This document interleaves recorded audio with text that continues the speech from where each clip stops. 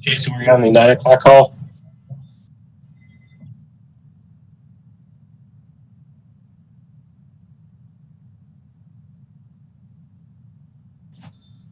Pledge allegiance to the flag of the United States of America and to the republic for which it stands, one nation under God, indivisible, with liberty and justice for all.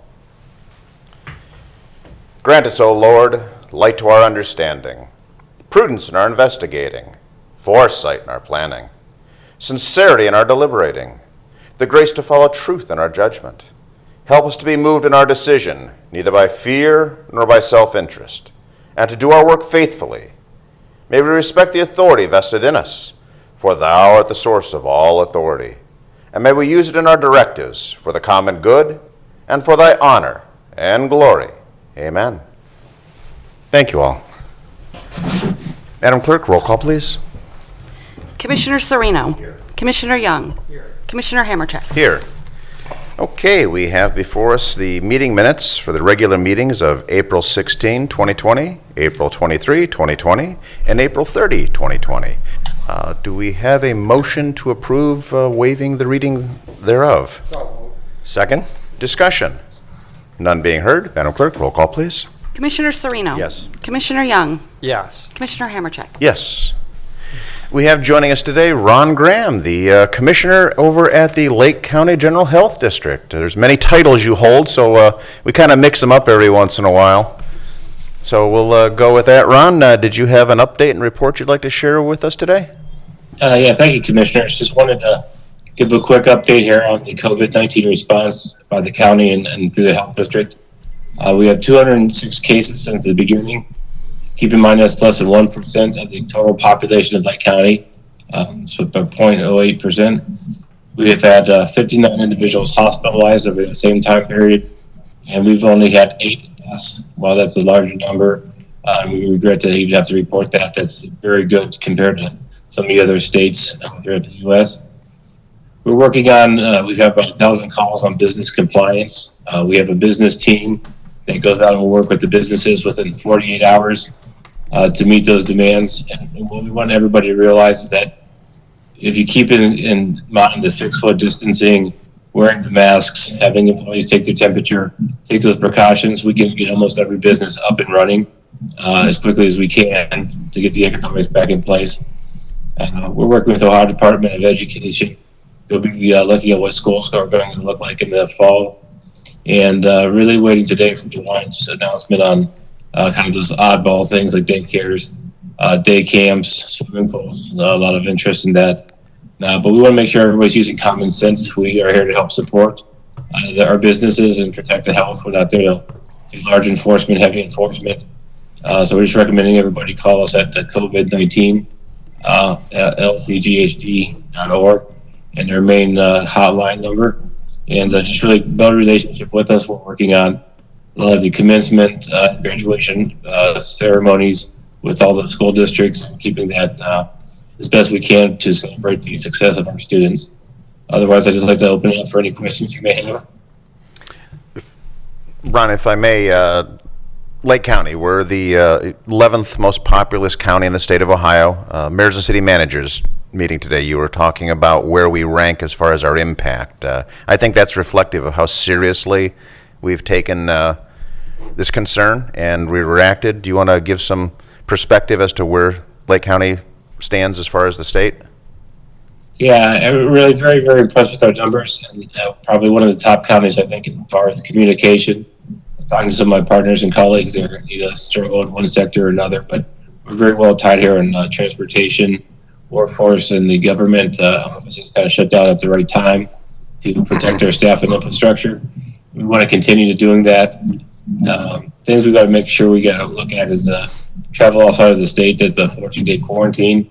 We need to look at that. Some individuals are leaving the state, but just visiting their summer home, and we can't restrict those people for 14 days.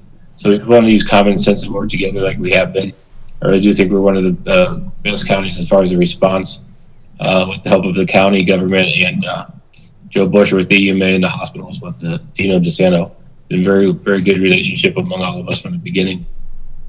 And just continuing, as far as impact, our impact has been pretty much mitigated by a lot of the efforts. So there's a reason why so many people in Lake County are questioning why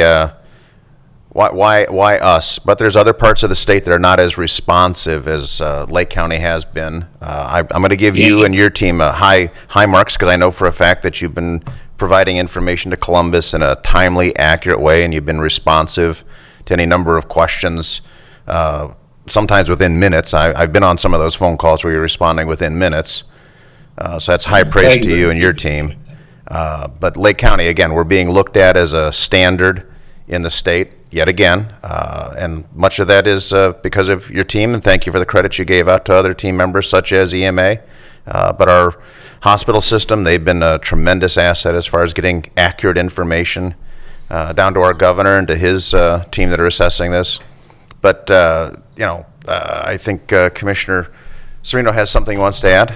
Yes, thank you, Mr. President. Ron, good morning. Yes. Good morning. A question for you. A couple of years ago, we went through a great deal of effort to assist the perch fishing activity here in Lake County, particularly off of Fairport Harbor. And that has been very successful, and the perch are back. Now we don't have charter captains and charter boats going out to catch those fish that we protected. Can you tell me what the current ruling is right now from the Health District relative to charter boats going out off of Lake County shores? Yeah, basically we're going to keep the groups under 10. I mean, that's the main thing we want to do, is make sure you're wearing a mask, keep that under 10 people on the boat. We're going to have to work with the rules as they are, and just do our due diligence in monitoring those areas where they get on the docks, or they're not too close or too big. But we certainly want to look at that and come up with a plan that we can improve to keep that going. So you would, because it has been reported, and that's why I'm asking the question. I don't know how accurate it was that charter boats were limited to just one or two people besides the captain, and of course, a charter cannot make any money doing things that way. So basically, you're treating a charter boat just like a table at a restaurant. Yes. Okay. I'm not.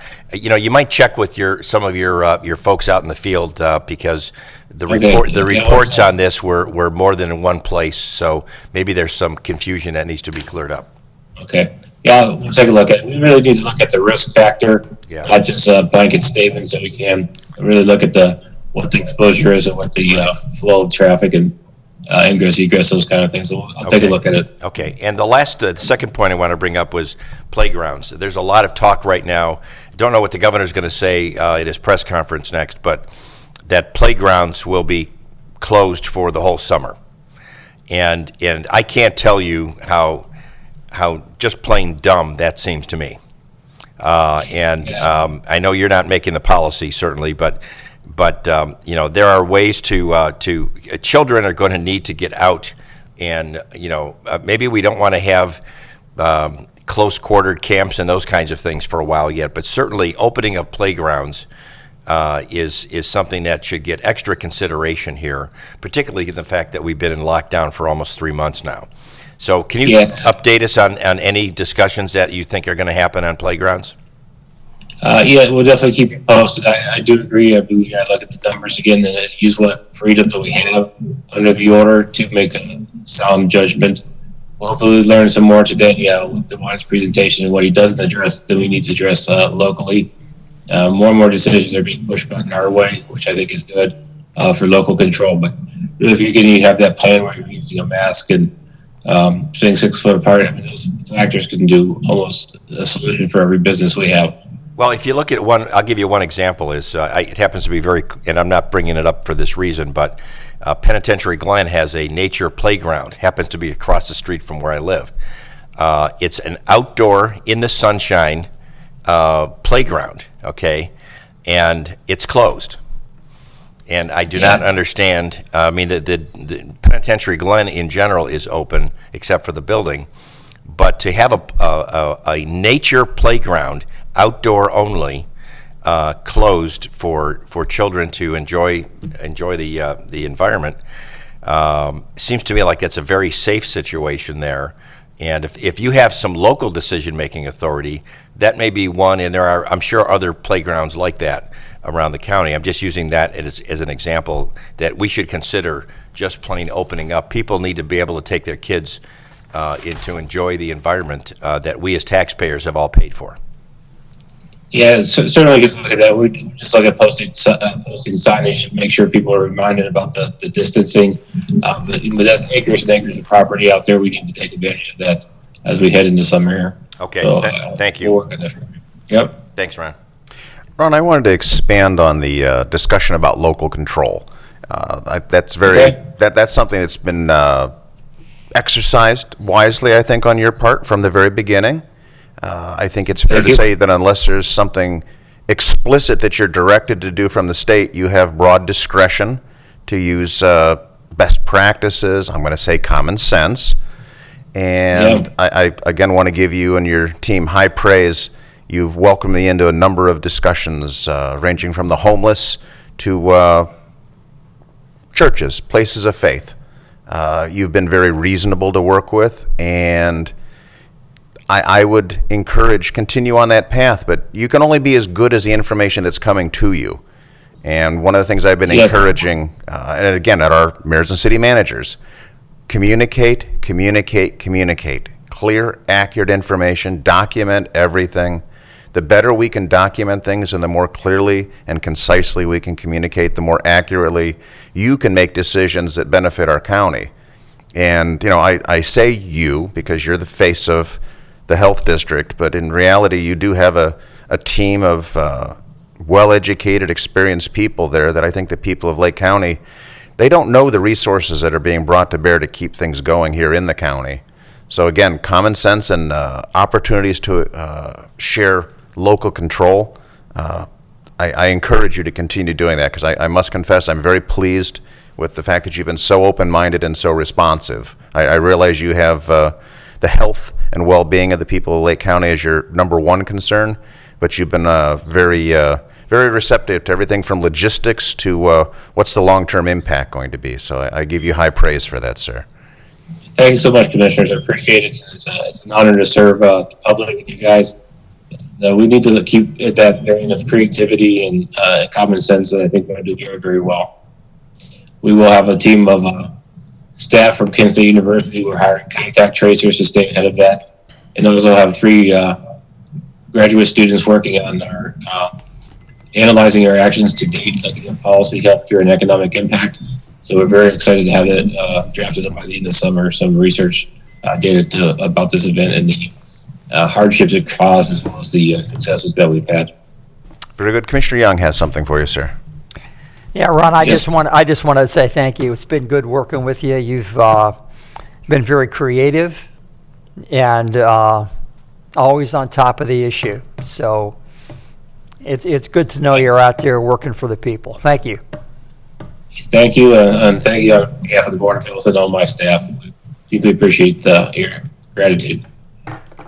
Ron, thank you for joining us today, and please convey our thanks to your team. And with that, we shall be moving on. All right, we will stay healthy. Have a great day. Thank you. Thank you. Bye, sir. Okay, Madam Clerk, resolutions? In the Utilities Department, resolution providing for $369,066.67 note renewal for the Lake County Department of Utilities projects 360W and 374W. Move to adopt. Second. Discussion.